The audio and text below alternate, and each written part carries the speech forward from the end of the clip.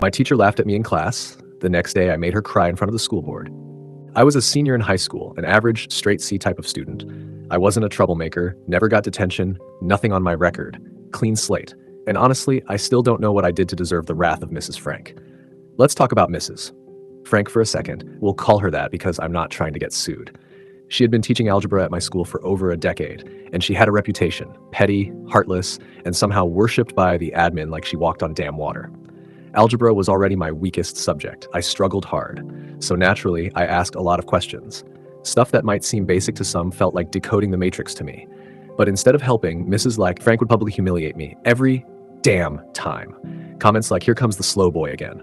Wow, surprise, surprise, you don't get it. Do we need to talk real slow for you today?" And it wasn't just once or twice. This was every day. It got to a point where asking for help felt like volunteering to get roasted on live TV.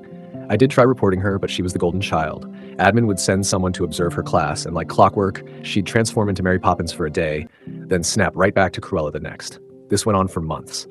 Half a school year of silent suffering, until I snapped. I went to the local Radio Shack. Yeah, that's how long ago this was, and bought a little voice recorder. From that day on, I recorded everything. Every jab, every insult. I even baited her a few times just to speed things up. Yeah, I know. Fuel to the fire. But this fire needed to burn. Fast forward to near the end of the year. I'm sitting in class, trying not to make eye contact when I ask a question. And she hits me with this gem, word for word, because I'll never forget it. I've been teaching here for over 10 years, and that was the single dumbest question I've ever heard come out of anyone's mouth. No answer to my question, just straight up character assassination. Everyone laughed. I just sat there, stunned. I calmly stood up, packed my bag, and walked straight to the nurse's office to dismiss myself. Perks of being 18, we could self-dismiss. Went home, took every single recording, and edited together the ultimate highlight reel of her greatest hits. The next day, I walked back into that school armed with a USB drive and more resolve than I'd ever felt in my life. I sat down with the principal and hit play. We made it about 3 minutes in before he paused the audio, eyes wide, and said, "We need more people to hear this. Come back tomorrow, we'll schedule a full meeting." With her. The next morning I was shaking, hands clammy. This was the moment. They called me to the office, and I walked into a room that looked like a courtroom. Present the principal, vice principal, a few school board members, the school's police officer, and, of course, Mrs. Frank herself. Sitting there smug like this was going to be a waste of her time. Then I pressed play. What followed were some of the most satisfying minutes of my entire life. I watched the room shift from annoyed formality to jaw-dropping horror. You could see it. Some of their mouths literally dropped open and stayed open. And Mrs. Frank, she went from smug to stunned. That realization hit her like a truck. She knew.